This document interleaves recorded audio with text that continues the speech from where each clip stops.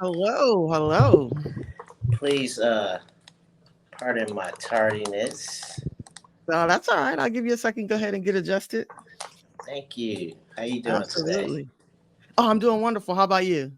I'm amazing. Okay. Happy Friday. Absolutely. Happy Friday. We made it. We made it. Yes, we did. Absolutely. All right.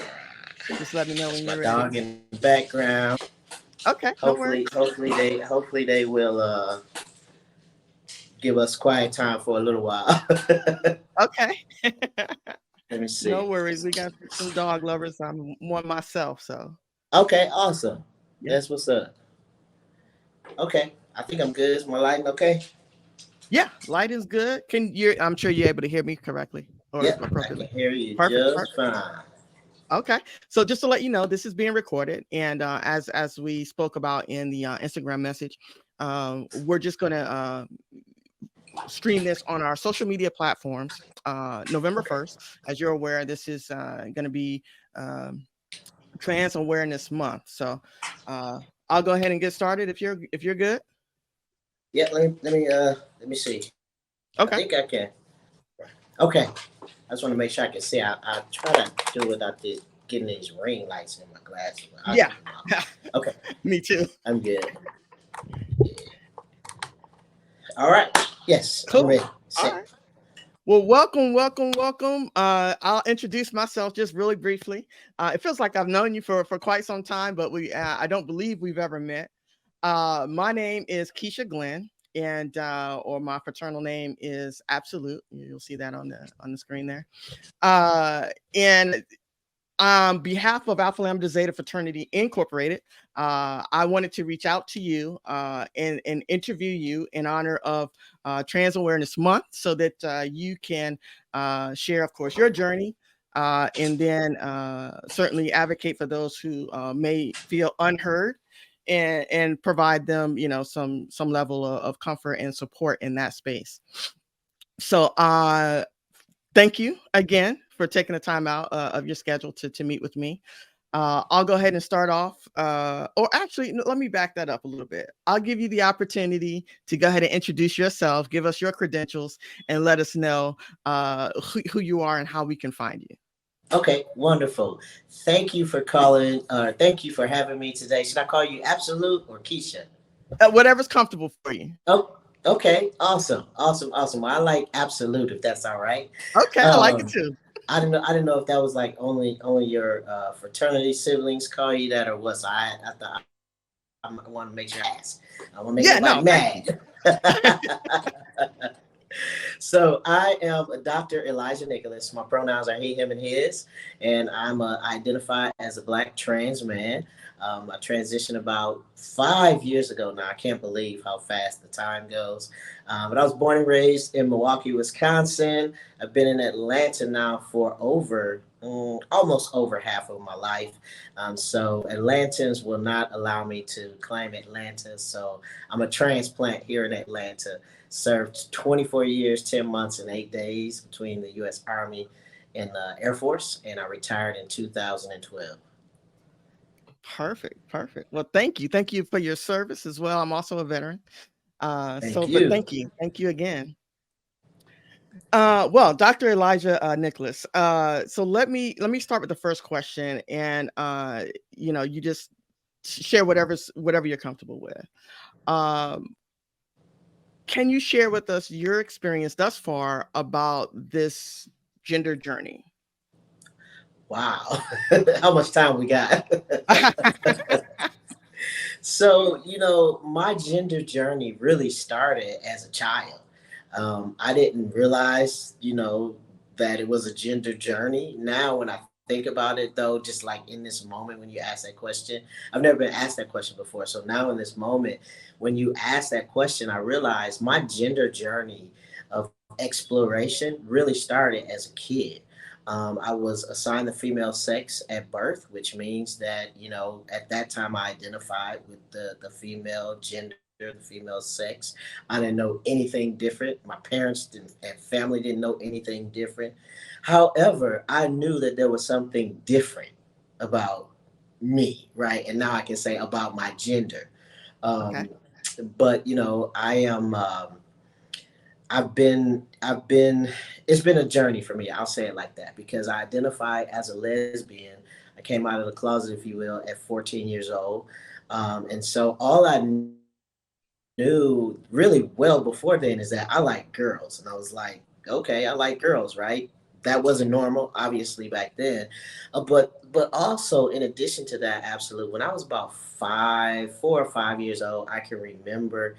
I would say that's when my gender exploration phase started because I started.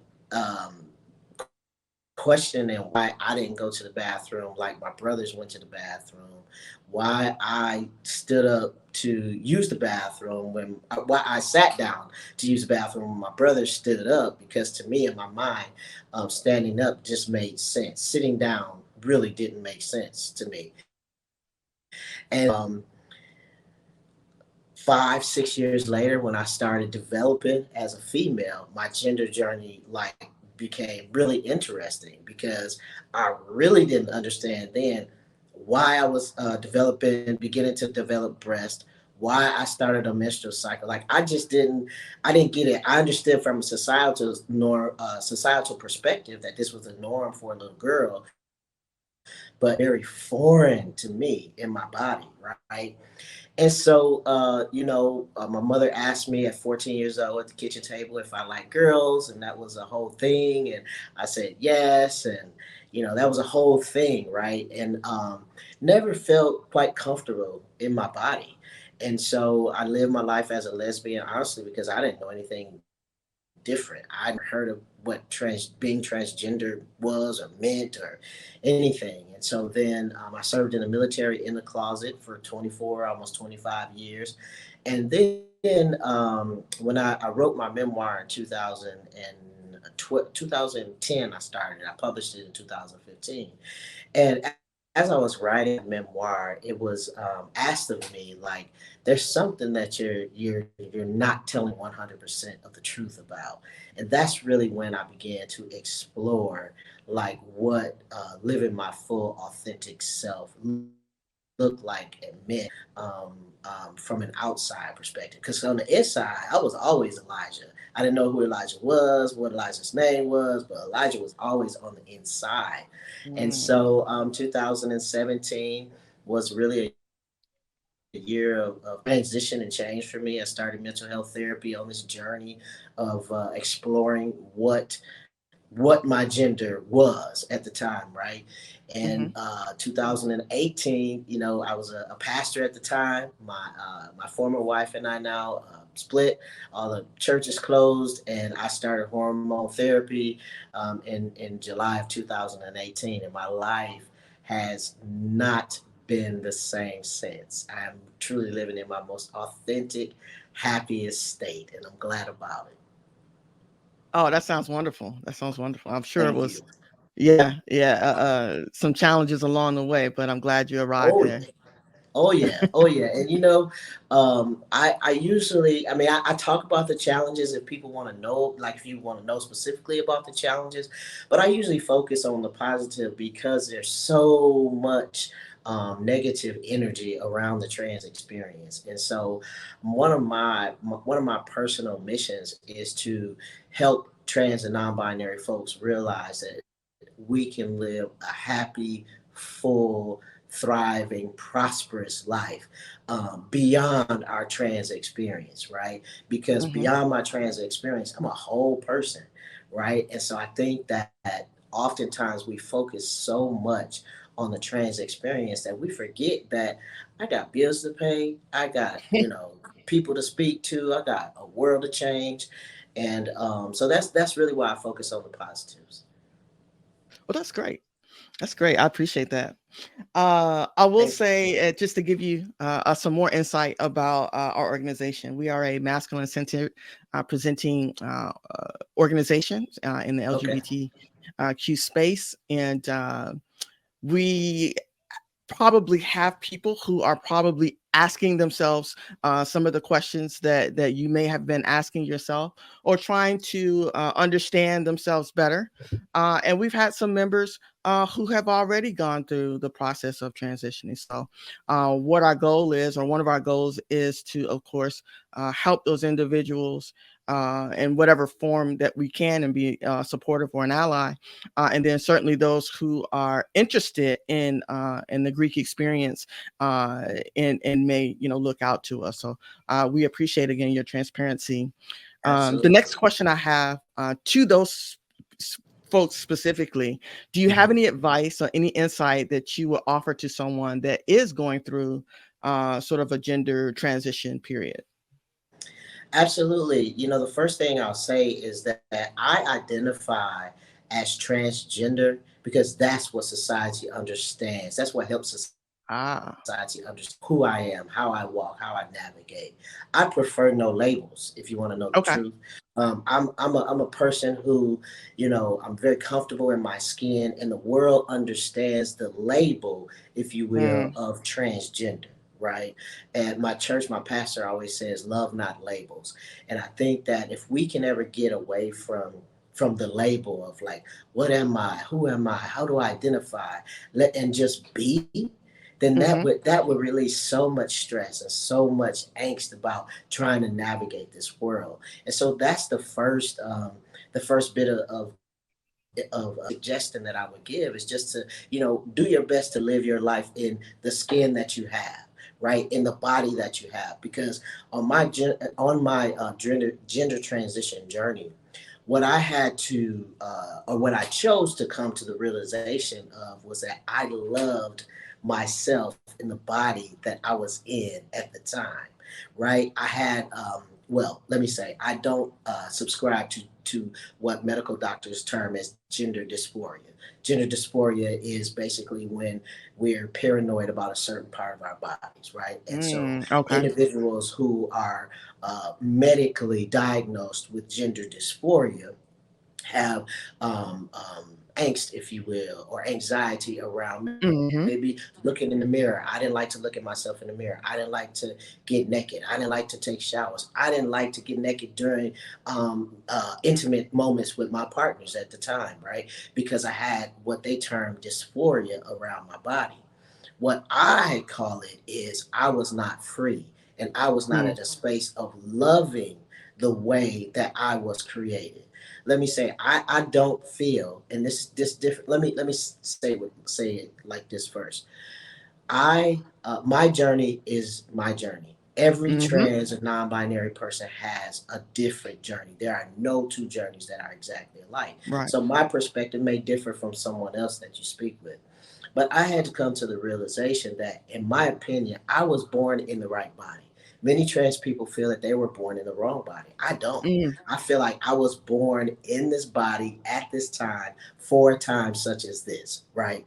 I I chose to come to this earth and have this trans experience. And I know that my higher source created me, right? And so I say that to say I encourage people to accept who they are right now before they begin to change what they look like and who they present to the world. Because as I began to love myself in the body that I was in, with breasts and a female shaped body, as I began to learn to love that person in the mirror, my transition just became even sweeter, because after I saw Elijah begin to emerge and my former self began to kind of background, because there's still a piece of my old self, right, of my former self who's with me, right.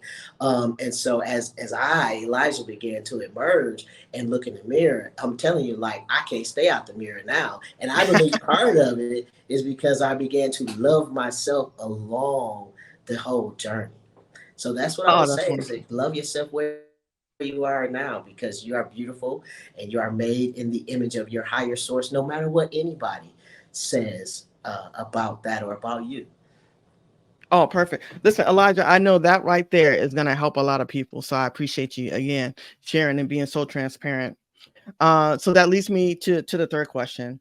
Uh, thus far in your journey, would you say, or how would you say, if at all, would masculinity have changed? Your thought process of masculinity have changed since your transition? Wow, well, I have to be more cognizant and intentional about my masculinity. And what I Okay. mean by that, what I mean by that is navigating the world as a female. I saw a lot of toxic masculinity, right? Oh, wow. And Okay. so I think as a society we have toxic masculinity, really toxic femininity as well. But we have toxic masculinity all around us that has become a societal norm. And so Mm. in my mental health journey, before I even started hormone therapy, my therapist asked me, she said, how are you going to make sure that you don't become this chauvinistic pig, this jerk of a man that you've seen and talked about in therapy? Like, how are you gonna not become that person? I was like, at first, I was like, I would never do that. Like, duh. Like, who does that? And then, like, about 6 months on testosterone, I was that dude. Oh, I was like, like just, I was that dude, right? okay. And so one of the benefits of being transgender and walking in the space that I walk in is that nobody can tell me what it's like to not know how to be a woman. And now Mm. nobody can tell me what it's like to not know how to be a man because I've navigated both spaces and there is a difference. So, to answer your question, I am intentional about my masculinity and I am intentional about defining what masculinity looks like and feels like and is to me. I don't try to Okay. look like nobody else. I don't walk like nobody else. I don't try to talk like nobody else. I don't try to like lower my voice to make sure that I sound like somebody. I am just Elijah and I am who I am. And let me tell you, that is such a free and freeing space because when we navigate the world trying to be somebody else, then that's time that we're not spending being who we came to the earth to be. Absolutely. I 100% agree. 100% agree. Um, so here's the next question. What do you think, in your opinion, is important for society to understand in terms of transgender experiences? Mhm. What I That's a wonderful question. What I would love for society to understand is the trans experience is just that, the trans experience. Every single human being, every single animal, every single being, living being goes through transitions every second, every moment of the day. Mine happens to be gender. My transition happens to be gender that is, in my case, evolved with testosterone. A person who is experiencing weight loss, when a person gets up and they put makeup on, when a person gets up, they put on jeans instead of a skirt, they're a different person than they were yesterday. And so I think that we have focused so much on the trans experience that we forget that all human beings transition every single moment of every single day. And so transgender individuals are very brave and courageous individuals because Hmm. we choose to allow the world to see our transition, right? That's a very courageous Oh, space for to sure. walk in. And I would encourage society to learn from the trans experience and see how freeing it is to live as our authentic self and take notes from that and apply that authenticity to your life wherever Mm, it is. absolutely. That was good stuff right there. That was good. Thank you. Oh man, listen, I'm so excited about this. I know that this is going to be very beneficial. So I appreciate you. So last question, right? And then we've Sure. got some exclusive stuff, some announcements to make. So everybody be sure to stay to the end. What are the top three advocacy tasks that allies, even such as Alpha Lambda Zeta Fraternity Incorporated, could do to the trans community or for the trans community to help accomplish or focus on certain goals that they may have. Absolutely. I think that, no pun intended, absolutely. I think that what you are doing, what your organization is doing, number one, is key collaboration, crossing the aisles. I'm going to call out the elephant in my room that was in my room Okay. when I first started my transition. And there was this, in my opinion, toxic difference between the transgender male and the masculine female or the stud, however people identify. I never understood that tension, right? I still Mm, don't understand the tension. Maybe it's right. me, maybe it's perceived, I don't know. But I think like what you're doing in reaching across the aisle and then welcoming individuals who are, masculine centered, masculine, I don't know if you call it masculine of right or trans or non-binary, like providing safe spaces for all of us to coexist and Mm, spaces to, maybe we can work on doing something like this together, but spaces to bring studs and trans men together to have a conversation and squash the beef. Like, what is this? What is it? right. I really don't know what it is, but Right. it exists. So Okay. collaboration, right? And Okay. then secondly, doing what you're doing as well, elevating voices of trans individuals, trans and non-binary individuals.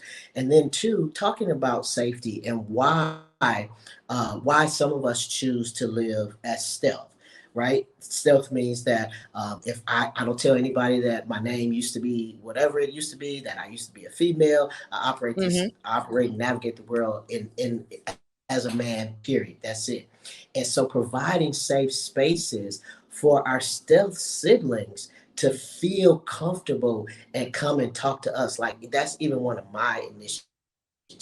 Even 100 Black Trans Men, I want stealth individuals to come and be a part of 100 Black Trans Men so that they know they have a safe space to go without being outed, without their names being shared, without their faces and gender being shared, all over social media. So I think you all are doing these things, collaborating, providing safe spaces, and then being welcoming of all people. Thank you. Thank you. Thank you. You're Well, welcome. listen, you have mentioned so many things today in our interview, and I want you to, if you don't mind, share a little bit more about the 100 Black Trans Men's Incorporated. How can they reach out to you? What are your Yes. social media handles so that we can stay connected and see what we need to do to make things better or move things in a better direction? I would love that. So 100 Black Trans Men on all social media handles, the number 100 Black Trans Men on Instagram, 100 Black Trans Men Facebook. Our website is 100blacktransmen.com. We have a mentoring cohort. We're taking applications for it now. The next cohort 2024 starts in January. I think it's going to be January or February 2024. And if you're interested in that program, we're going to be interviewing individuals, and we're excited about that. Our mission is to empower, employ, and elevate the voices, visibility, and representation of Black transgender men. And one of our primary initiatives is health equity. We'll be at the state capitol in January during open legislation.